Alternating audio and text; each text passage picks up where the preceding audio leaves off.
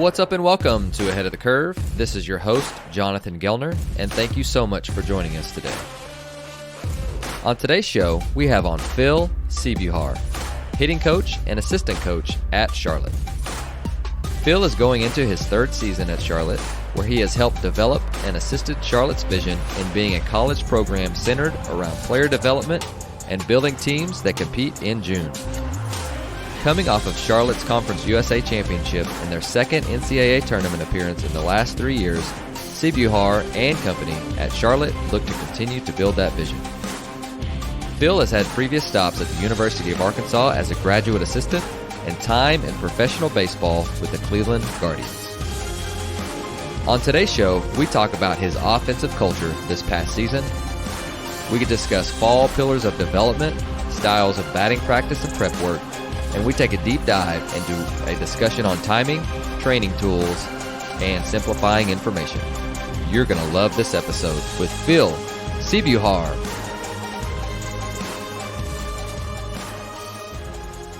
Phil, welcome to the show. How's it going? Oh, it's a beautiful day in Zebraland. How's it over in the Carolinas? Oh, it's beautiful, man. This time of year is great. Wish we'd be playing baseball still, but we're enjoying the summer. We're high and rolling, and we're getting after it for next year. No doubt. Well, you guys had an awesome season, and especially offensively. I know Rob does a great job with pitchers. He's a pitching guy by heart, and I'm sure you have a ton of responsibility. Just building the offensive culture, and you guys have a great staff too. But I really want to dig into what you guys did this past year that you felt like was really impactful. And you're looking back, you're going, okay, we'd love to be in Omaha, of course, and you guys had a really good team. But you're looking back going, okay, I feel like we did a few things really, really well with this group. Do you mind sharing a couple things like that with us? Yeah, for sure. I think one of the big things with this group this year, you kind of look at our roster and you kind of look at the history of Charlotte. This was a group that wanted to leave a legacy. You look at a couple of our starters up the middle of the field, Austin Knight and Jack Dragum, and those are both guys that we brought in the 2020 year where we were building a new program essentially, and Coach Woodard and Coach Bicknell were both bringing in new guys left and right, and we were building a team to compete in June. We were adding pieces left and right, building the team to compete at a high level. And I think with this year's group, you kind of look back in 2021 where we won Conference USA and we went to the NCAA Tournament, and then the following year where we broke numerous amounts of records. We set records with home runs in our program, walks, runs per game. And then, finally up until this year, we brought a lot of those guys back. We had a bunch of 3-year guys that were in our lineup for 3 years. And I think the culture for this year's group was they wanted to leave a legacy, right? They wanted to go out. They wanted to be the best team that had ever played here at Charlotte, win the biggest games, go as far as anybody has gone. And I think that kind of resonated from August all the way on. You look back through our season, it didn't go perfect by any means. And so as the season went on, you kind of found ourselves battling adversity left and right. And, the thing that we fell back on with every single hurdle and every single success that we had was we were a family, and, we just kept going. We just kept playing. At one point in May, we were 24-25. And, we ended up winning seven elimination games at the back half of the year to eventually get ourselves to the conference championship and then get to play in June. And I think that was kind of the big thing for our culture this year was, we wanted to leave a legacy. We believed in ourselves, and we just never wavered. And, you could use the word relentless. You could use the word fearless. You could use the word selfless. But I think ultimately, our guys just believed in one another, and that was kind of what resonated through this group this year. Oh, I love hearing that. And, it's something that I feel like if there's one thing that I would love to be able to, we talk about confidence, but if there was something that I could just inject in all of our players and just making sure that they were, fearless or relentless, I think those would be really, at the top of the list. So tell us a little bit was it like recruiting the right guys? Did you guys really promote that? If you're going to give me any advice on how I can do a better job of making sure that our players are like that, what would that be? Well, I think it's the attitudes that we carry every day as coaches and the way that we interact with our players. fearless, the definition of fearless is, you're not afraid to die. You're not afraid to lose. You're not afraid to strike out. You know, Facing adversity in the face is being fearless. And having that through our program, we have the sign in the dugout that says fearless. We have the sign in the locker room that says relentless. We have all those things, but I think ultimately it's an attitude that the coaches carry. It's an attitude that the players carry. And when you have consecutive days in a row where you carry that, you believe that, and you're the same person every single day, I think it ultimately it comes out. Oh, I love that. So, talk to us a little bit about, you're prepping for the off season. You're going to be ready to go. And it seems like a short 2 months. But tell us a little bit about, what you guys are going to continue to do from last year, and some different things that you want to revamp based on, things worked better here or there, or these are the players that we've got, and just kind of walk us through your idea of what your ideal off season, especially starting, August, September, what you guys are really going to hit on. Yeah, I think the biggest thing for us going into the fall is we're going to start with the end in mind. You think of the end of the at bat, you think of the end of the game, you think of the end of each situation that you're presented in the box. And I think for us going into the fall, a big focus for us next year is like, how can we integrate a two strike approach or two strike practice into every single day that we're on the field or we're in the cages? How can we implement a situational hitting aspect to our practice? How can we layer that in? How can we layer in the situations of the game that we're demanded to answer? And I think for us, going into next year and continually evolving, right? Like, you have good years, you have 2 good years in a row, but there's always something that you can improve on. And I think for us going into the fall, when we're able to kind of look at what actually matters, what is the game asking of us? Can we drive up a pitch count with two strikes? Can we get hits with two strikes? Can we win the two strike battle with a pitcher? Can we move the runner over from first? Can we bunt him over? Can we hit the ball in the dirt? Can we get the guy in from second when we need a run, when we're facing, a tough Friday night arm? And so I think some of the things for us going into the fall this year is how can we implement that into practice, right? Can it be a two strike BP round? Can it be a situational round? And tracking that, right? A thing that we do here that it's something that I've seen a lot of value in is we track batting practice every single day. There's an execution to every single swing in BP, so that'd be 20 to 25 swings. Whatever your BP set is on the field, how many times you're actually executing that and keeping track of it. It sounds very simple, but I think when you look up, like, your best hitters are the ones that execute in BP. Like, that's who I've been around. That's at least me. But the guys that can execute every single swing or every single task in BP are usually your top hitters. And when you put value into BP, you put value into an execution in that setting. I think, you stress the importance of it to the hitters, especially the young ones, the freshmen and the transfers that are first year guys in your program. Sure. But I also think that, that having that over the course of the year and almost being like a indicator of who's doing well and who's not doing well. Like the proof is in the pudding. Like, if you can't hit BP, then, you're most likely not going to be able to, hit in a game for us here at Charlotte. Well, tell us a little bit about how you set up BP. So I'm assuming, and I've seen from a lot of your videos, it's not just like you throwing from 30 feet, nice and easy cookies every day. So kind of walk us through some of your favorite themes or your favorite ways to measure it. And, remember, a lot of our coaches are similar to you. We're high school, college coaches. We're trying to save time rather than add a ton of stuff, but we also want to be able to measure what matters. So kind of walk us through your process of, making BP important, like you mentioned, but also, how you guys compete or how you guys prepare for, pitchers on any given weekend. Yeah, so I think on a normal BP, right, like, it changes day to day. You're going to have some days that, align with your pillars and what's important to your overall philosophy. Then there's also going to be days that are, going to be aligned with the situations of what the game's asking. And so, we have a round in every single BP that we take called team task.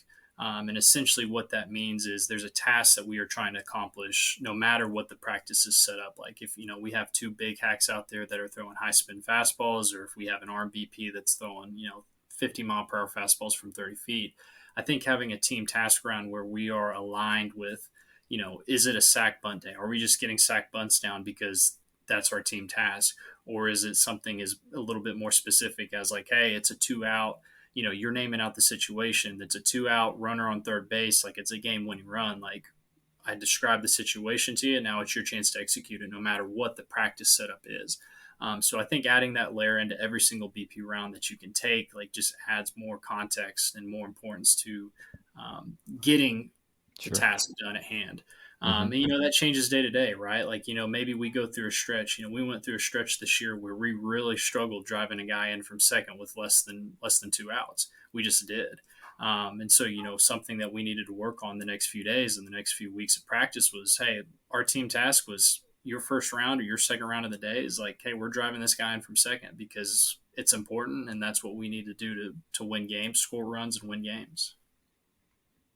No, that's really good. And, I think you know, several years ago, I started to really focus on development and, you think about that too. And that could be a couple of different directions of, okay, we want to develop our players, but we also want them to perform in games. And that's the biggest thing too, is like, okay, there's a runner at third with less than 2 outs. We need to score that guy like 80% plus of the time. So we got to practice it because, especially with our high school guys, they want to be recruited, they want to be developed, and having a conversation of if you help your team win, colleges want that. Like they want guys that are going to step in and go, okay, how do I help my team win today? You got to be obviously good enough to be able to do that.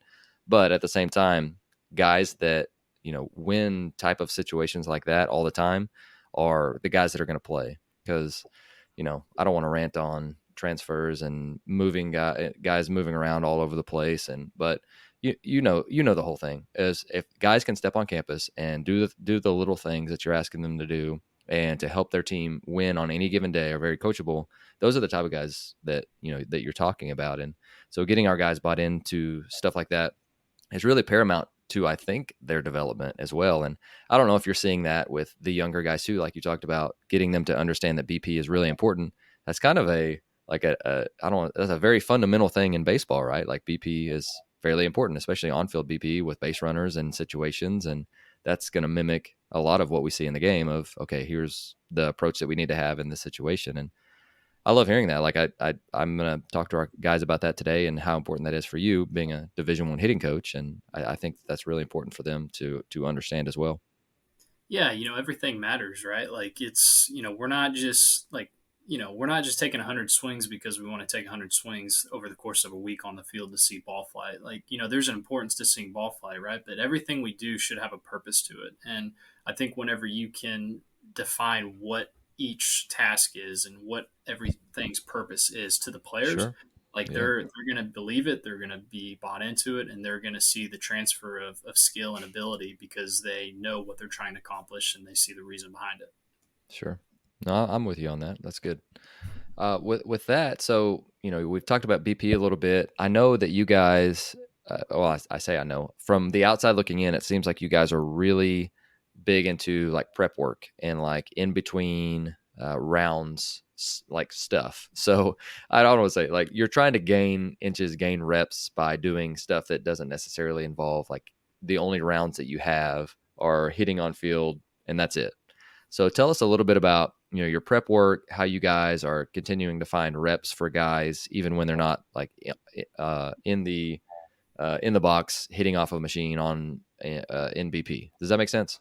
Yeah, it does. Yeah, I think the best way to look at it is like, I don't think a lot of coaches like players standing around, like wasted time. Like if you have 4 or 5 guys standing around a cage watching BP, like, yeah, there's value to the camaraderie and there's value to the conversations, but in terms of time, like we're limited for time, and so there's a lot of time where we can add, a hitting movement that our guys are focusing on, especially a group of guys into our BP rounds. So maybe the rotation is you're hitting on the field and then your next round you're base running, you're getting your live reps on base running, then you come off, you have a sip of water, you have your, hands around the cages, and then you're back into it with your hitting movement prepping for the next round of BP.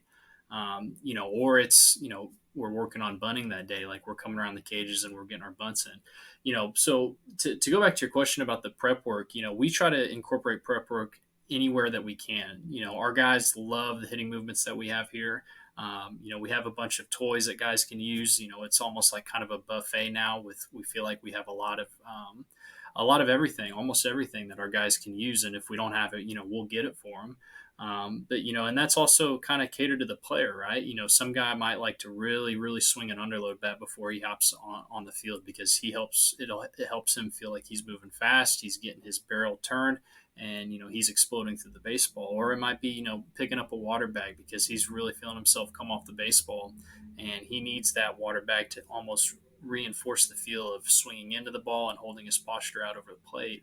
And so, anytime that you can add those small details to practice, I think that's beneficial. We like to have visual stations during our BP as well. Like we like to have guys actually sit in the dugout, almost have a time to meditate or visualize like what they're about to do during BP. And like that takes 2 rounds. It takes 4 to 5 minutes of BP. And if you just you look at your time and you try to put in what's important to you and what's important to you that day. Oh, that's really good. Do you guys, so one of the things that I'm always trying to balance is the amount of reps, but meaningful reps. And so like we look at, if we're going to, if we're going to break the game down, you've got a pitcher who you usually see like 4 pitches, and then you're sitting and you might swing twice, right? And so you're sitting, and then you've got, it could be 30 minutes before you get another at bat. Well, that doesn't really do very well for like the development of like the skill of swinging, right? Or if we're trying to make their swing better. But it helps them to understand, okay, these are the different things that I need to do between at bats. So how do you kind of balance getting guys a lot of reps, which they need, but then also trying to mimic, what happens most in a game, because we deal with cardio swings all the time, especially we're inside in January and it's freezing cold, and we're trying to get them, to not waste a lot of their time with 40 guys and 3 cages, right? So really trying to figure out, okay, what's gonna lead to the most success in a game, and it's got to be a balance of both. So how have you guys felt like you've done, and you even mentioned like you take time to meditate in the dugout and to take that time. So that's what kind of has prompted this question. But how do you balance, the amount of reps that they get, which they need to get a bunch, with the amount of game-like situations that they need, which also they need to get a bunch? Yeah, I think the common analogy, or I guess hitters hit. So when you have hitters, they're going to hit on their own. They're going to hit with their teammates. So in terms of the amount of reps, that's kind of something that we look for on the recruiting side, and something that just kind of is what it is. Like hitters hit, and they hit often, they hit a lot, and they're always in the cages. They're almost cage rats.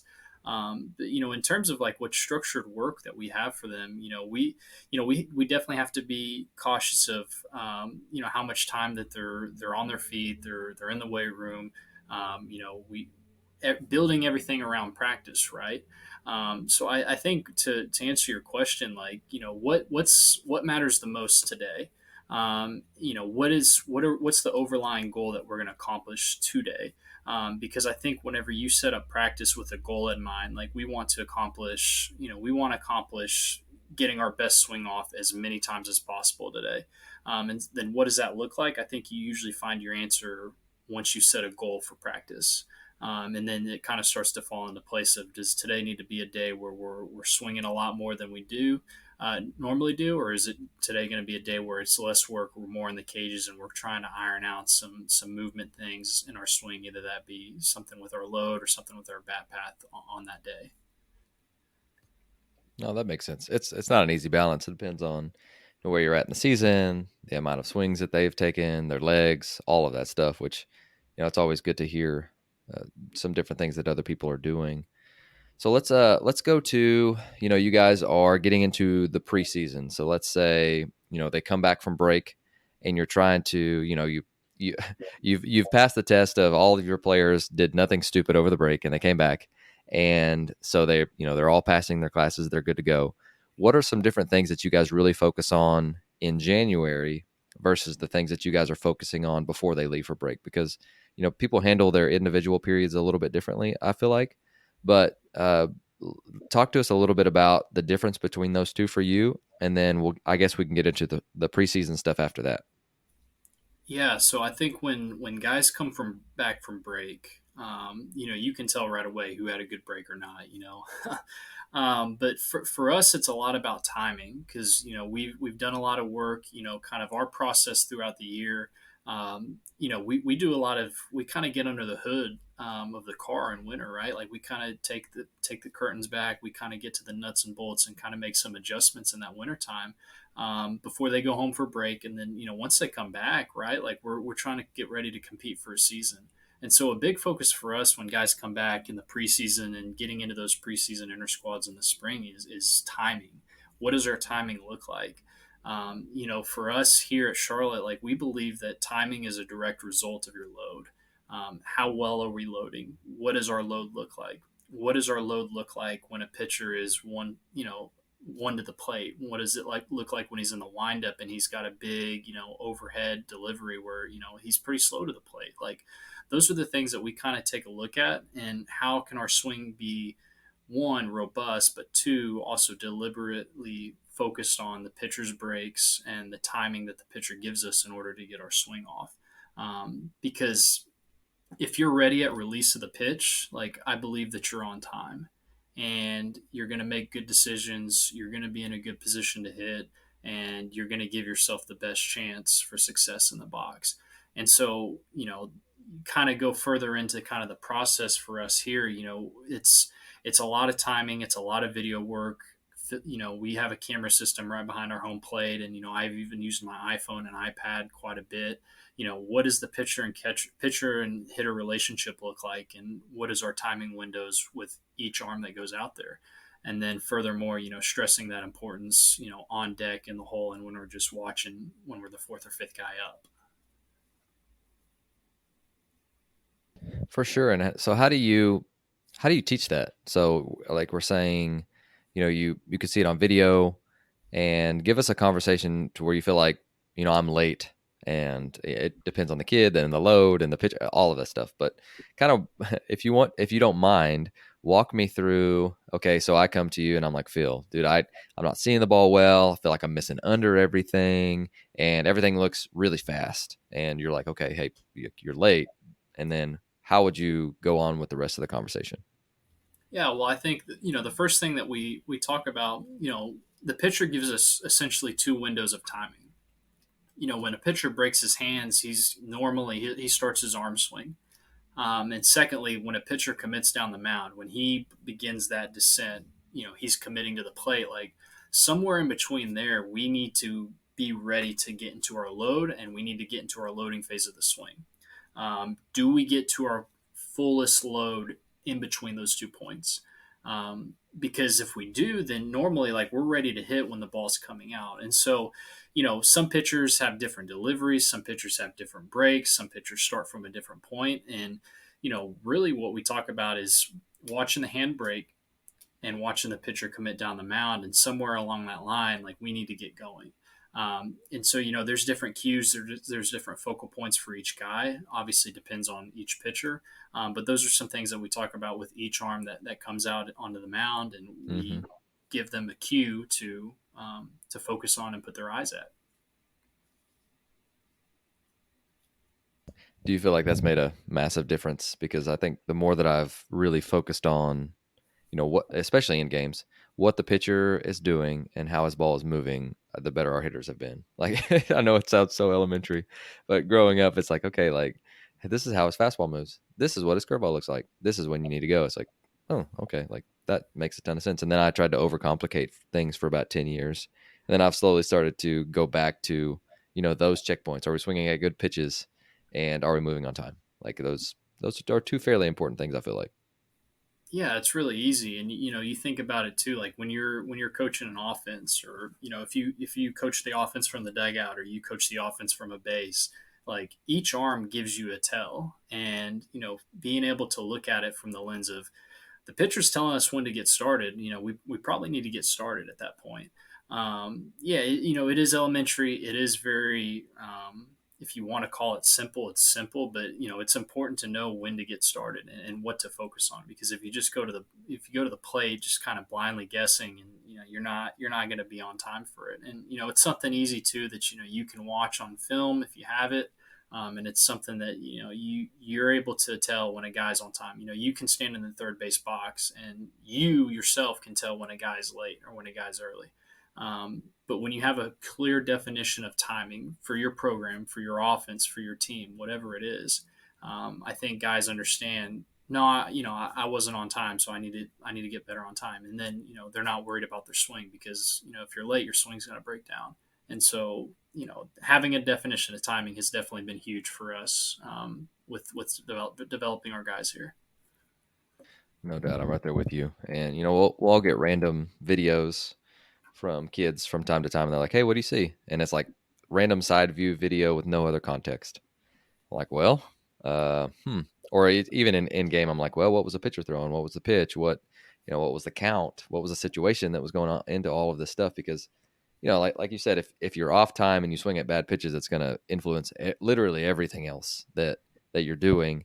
So I love hearing that you're still having the same conversations with some of those college kids, because I feel like we're trying to beat our high school kids over the head with it quite a bit, actually, because they think it's simple, but it's very overlooked, I feel like. Yeah, it is. And you think about the process that leads a hitter to competition. There's a thing called being in the hole.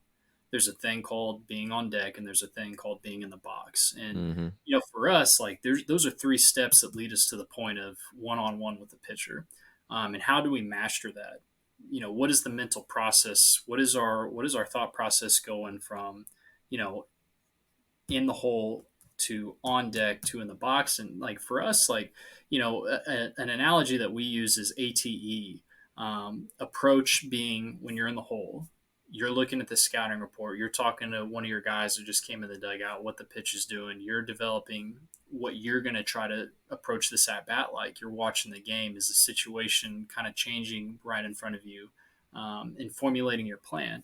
And then you go on deck, right? You're timing up the pitcher, you're focusing on the points to break and start your swing, and you're starting to get from your head into your body, because you're not going to the plate thinking about everything that's going on. Um, you're surely not thinking about all the stuff that could be on a scouting report, right? And then you go to the plate and you just execute. And I think that's something that's overlooked. That's another thing. For our offense this year was coming back in January. I wanted us to be the best team in the country at that process right there. I wanted us to be really, really good when we were in the hole. I wanted us to be really, really good when we were on deck, and then I wanted us to be really good in the box. And I think putting an emphasis on those processes and those steps, it helps guys, and it definitely helped us this year. Oh, I love that.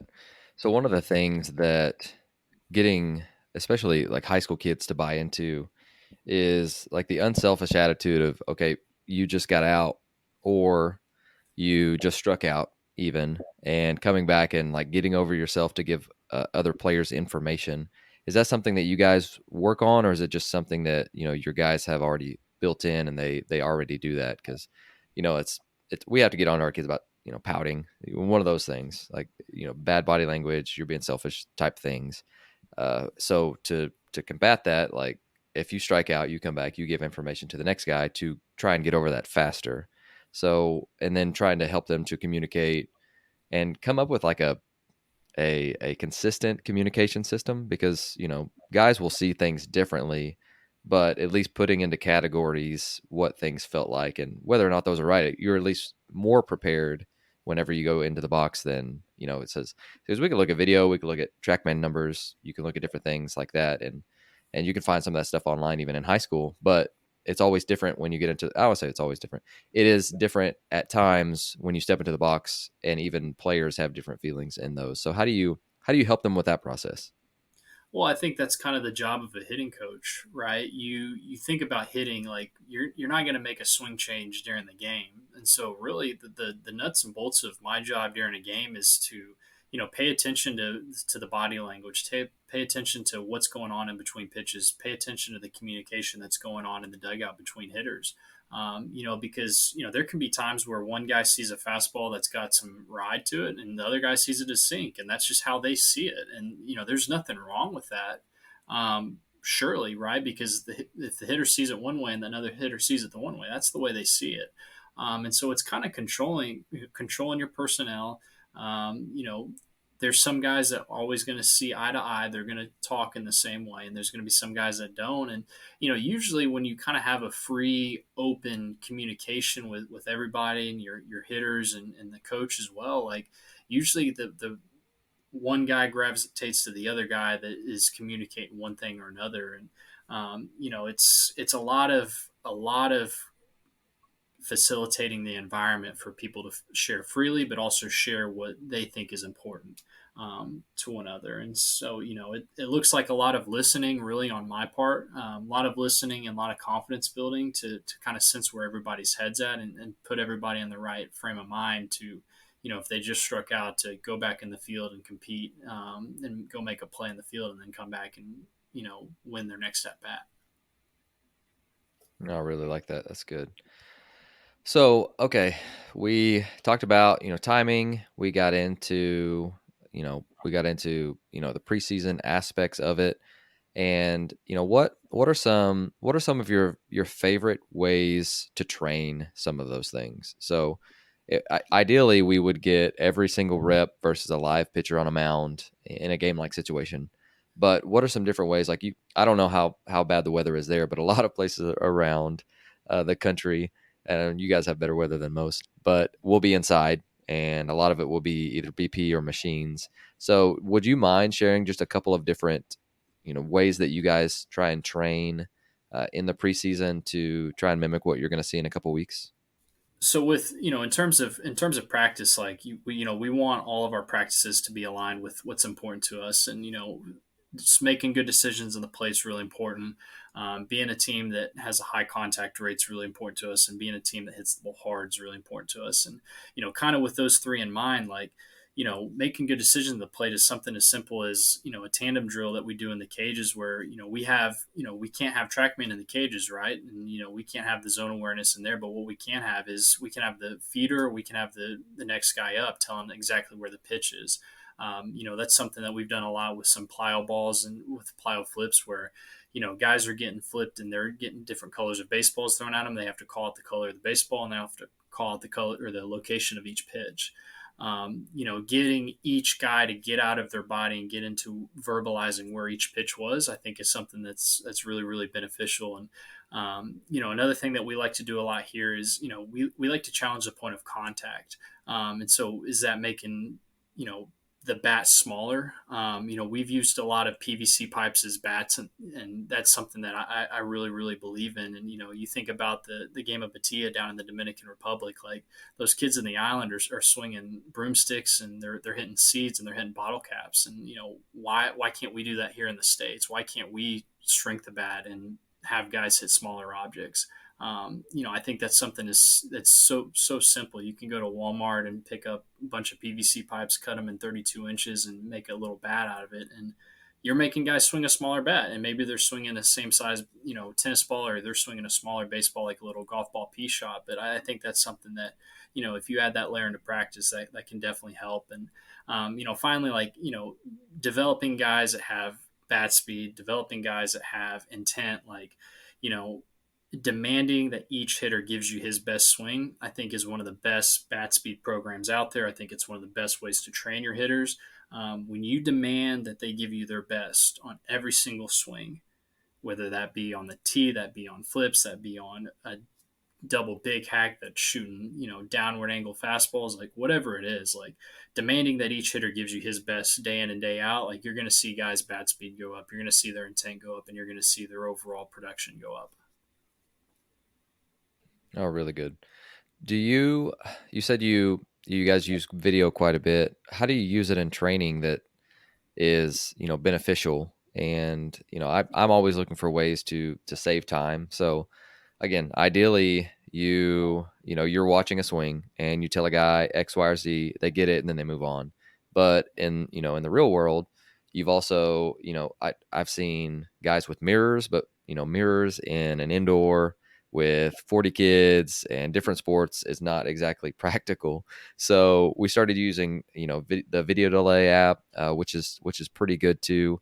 But, getting guys and to help with their instant feedback and also like the self-reflection between rounds is really big for amateur players because like I said, a lot of guys will get in and they'll take like 30 swings unless you limit them, and it's more activity than achievement, and it's a lot less of like that introspection and the hey, how does my body feel right now.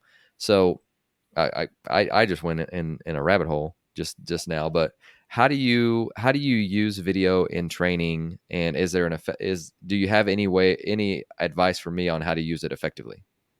Yeah, I think that the video feedback's a great tool. I think there's a lot of guys that love seeing their swing in real time, and they also love seeing it in between rounds. I think one of the best things that we can use video for is seeing what's going on in between pitches. Like, how are guys getting back ready to get in the box? Because, you think about a game, right? Like, a guy usually steps out of the box, he usually gets back in the box. Like, taking swing after swing in the cages, like sometimes you just start to see guys either creep up on their toes and they kind of alter their posture, or they kind of get back on their heels. And really for video for me is like, how can we mimic what a game swing is going to look like? Because I think if you're using film in a cage, you're filming swings for a round to kind of get some video breakdown. Like, you need to step out and you need to step back into the box, because I think the way that you get in the box and the way that you set yourself up 5, 6, 7 seconds, I think that makes a huge difference in the way the swing's actually going to look and the way Sure. Yeah. the swing can actually be. Because you're not going to take a round of 5 in 30 seconds ever in a game. You're just not. And so I think using video for that can be something that's really beneficial. And you can see that no, I was actually like in a better posture there. I set my swing up in a different way because I gave myself time to get out of the box, but also get back in and get set, ready to hit. Yeah, and I think one of the phrases that we're going to use next year just to bring that self-awareness, because the older players get, the more self-aware they are, and just using a word like reset, like, hey, reset, so that for every pitcher, catcher, infielder, it means step out, go through your routine, take a deep breath, get back in. And anytime we use that, getting guys to be aware of that, because you've seen it too. You've got guys that are literally like they're on their 30th swing, and you're like, oh my gosh, like this guy's exhausted and his swing looks terrible. So hey, reset or get out of the cage, try again. And limiting guys to that. We actually started to have to limit guys to 6 swings, because Mhm. they'll take 25 or 30, and then you get one round in, then you rotate, and the guys are like, hey, I didn't get any swing. Well, you know how that goes. Selfish ABs. So Yeah. be a good teammate. But anyways, with that, so I'm going to be ask a selfish question here too, and I know all the coaches up north will benefit from this too. But what are some ways that we can steal reps in a small space with hitting and still making them better? Like, we're not trying to do so, because kids can smell you out really quickly. But I loved your idea of prep work, and I'm thinking, okay, again, going back to January, February, we're indoors. We've got varsity JV practicing together. We've got bullpens going, and there's very little space to steal some reps in. But we've also got like 6 to 8 guys in a station, because again, it is what it is. So what are some different ways that an advice or drills that you would give me in regards to like a situation like that, where we want them to become better hitters and to use their time wisely, but we have a very small space to do so? Yeah, I love the next guy up and what that looks like. We're not standing like, let's say we're in a small cage, we're in a small single wide cage. The next guy up's acting like he's swinging, he's getting ready to swing. Obviously you can't have 10 guys swinging bats next to one another. That would kind of end in a bad catastrophe, right? But having the next guy outside of a cage, like, having a live rep, having a live motion without actually being in the cage, like that's so simple and so easy to use. You can have 3 guys if you have 3 cages. If you have 2 guys, you have 2 cages, you have 2 guys that are standing behind the cage, ready for the next step. Even if it's arm BP, even if it's on the tee. I think those are something that are simple and tangible as well. And then, you mentioned mirrors earlier. Like, if you have a mirror, if you can get a mirror, anything that gives some type of reflection, like getting that inside a cage that's going to give an actual dry swing rep as well, I think is something that's great. And then finally, like, I know we have iPads, I know we have TVs, I know we have phones, but having at bats go on in an indoor setting, like, there's a lot of value in watching other people's failures. Like, we learn best from, we can learn a lot on the expense of others from other people's failures. And so, you put on a series of at bats on in an indoor during a cage day, like, make your hitters watch baseball. There's still some guys, even at our level, that they don't watch a ton of baseball, and there's so much to learn. The nuances of the game, how people are pitching one another. I think watching it, can add a lot of value to your practice. No doubt. No doubt. And then you're fighting short attention spans, which is what teenagers usually have about 10 seconds. What do I say? A goldfish has like 8-second attention spans, and so do teenagers. Is that something like that? Yeah, something like that. Yeah, crazy. All right. So let's see. So let's talk about the mental side actually a little bit. So you talked about your routines, and you talked about going through at bats with each other and communicating. What are some other pillars that you guys really try and hit hard on with the mental side?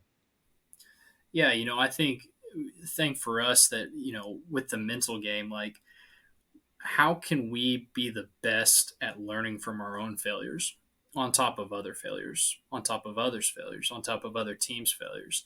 And how can we learn, like, how do we handle ourselves when things don't go well, when we are 0 for 4 or when we are 0 for 5?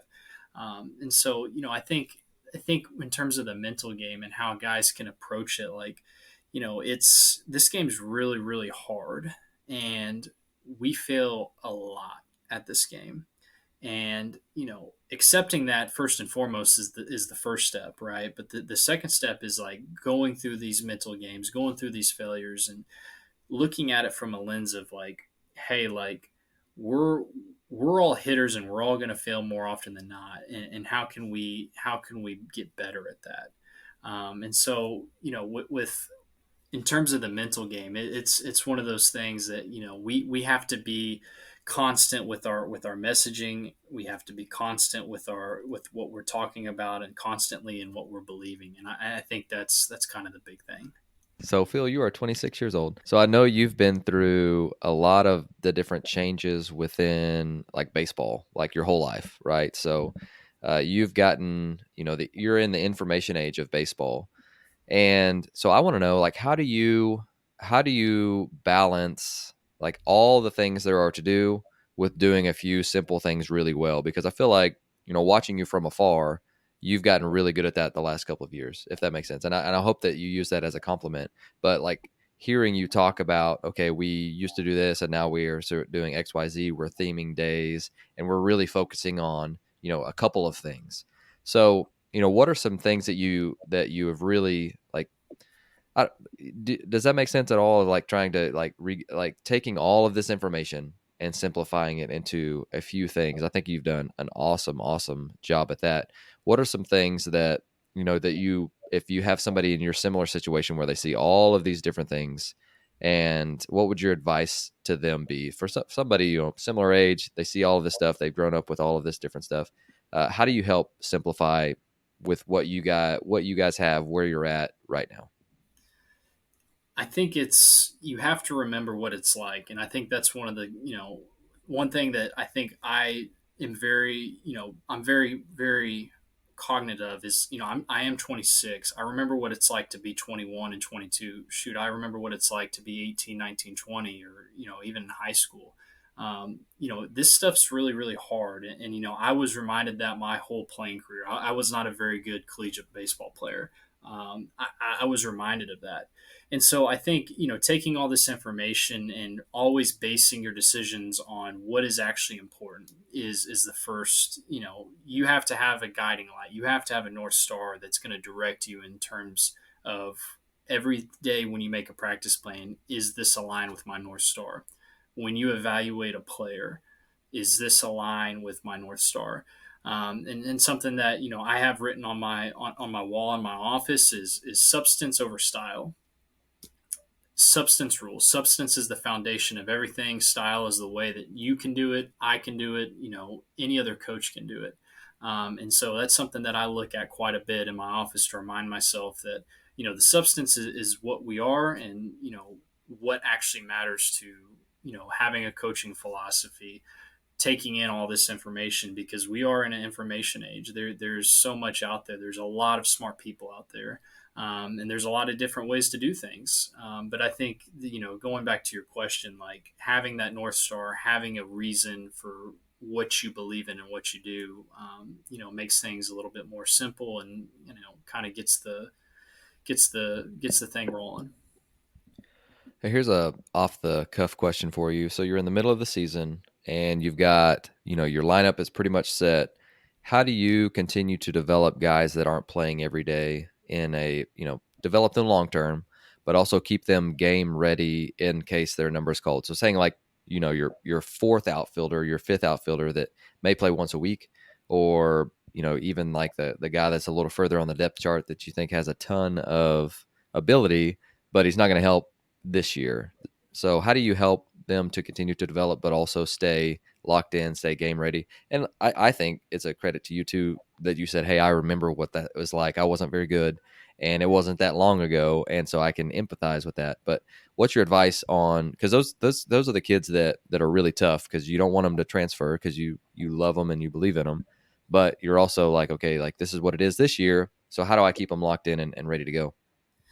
Yeah, I think you instill a belief in them, and you have a genuine belief in yourself, in them, that they're the future starter, that they are going to help you.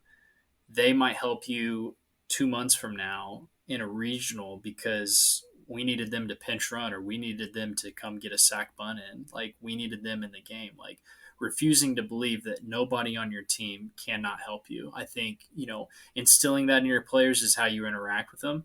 And that gives them confidence that at some point that they are going to make the difference in a game. In terms of the tangible things, like in practice, like, live at bats, we like to get our guys a ton of live at bats when they're not getting those at bats in the game. And, keeping them just a part of the process with everything, is that in the dugout, is that them keeping charts, some of our 15th and 16th hitter, those are the guys that are keeping the chart. They're keeping the pitch chart in the dugout. Keeping them engaged in the game, keeping them near the guys that are actually playing closer to the dugout. With us here at Charlotte, us coaches, we position ourselves in the middle of the dugout. And that's something that Coach Woodard had us do this year. And I think it's great because it gets the players closer to the action. You have the players as close to the batter's box as possible. You have them right next to the guy that's about to go hit. You have them be the first ones out of the dugout, and that gets them involved in the game. That gets them feeling that they're right there when their number's called, that they're ready to go.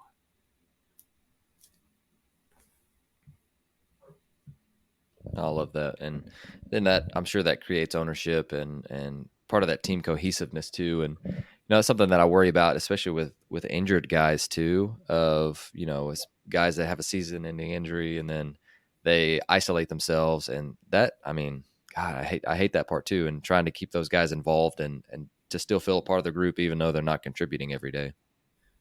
Yeah, it's everybody that steps foot in our program is a Charlotte 49er, and they are going to help us. Being a good teammate helps us win games. Being the first guy to the field helps us win games. Being the last guy to leave at night helps us win games. Those things matter, and those things are good. Those things are rewarded to those players, and time after time, that's it's the small stuff that adds up in large sums. Oh, really good.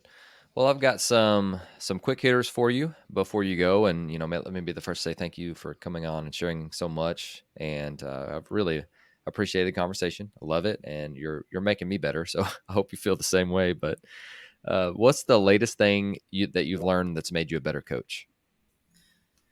Yeah, I think the latest thing that I've learned really is just being a young coach. Like, observe each team that we play, because I think there's something to add and to look at and to learn from every single team we play. I mean, count. I love watching opposing teams BP. I'm fascinated by batting practice, and I love watching to see how guys operate, what they're focusing on, what rounds are they doing. What's it like in between the cages. What's it like with a coach to player? Is there some swing instruction? Is there some verbal cues? Is there a lot of just confidence building, a lot of hype and energy? I think that's something that this past year, we played a lot of good teams this year. And watching opposing teams batting practice is something that I kind of doubled down on this year to kind of see how everybody else does it. And, that's something that I think that's made me a better coach and made me a better hitting coach in the way that I interact with our guys in between rounds, what I say in between swings, and what it actually feels like on the field before you go out and compete that night. Love that. Second question is, what's a drill or competition that your players love that we can steal from you? I love two-strike rounds in BP. And, how can we handle the fastball? How can we handle the best pitcher's velocity? If that's a pitcher that throws, his best fastball is 85, or that's a pitcher that throws 100. Like, how can we handle that in BP, and what does our swing look like?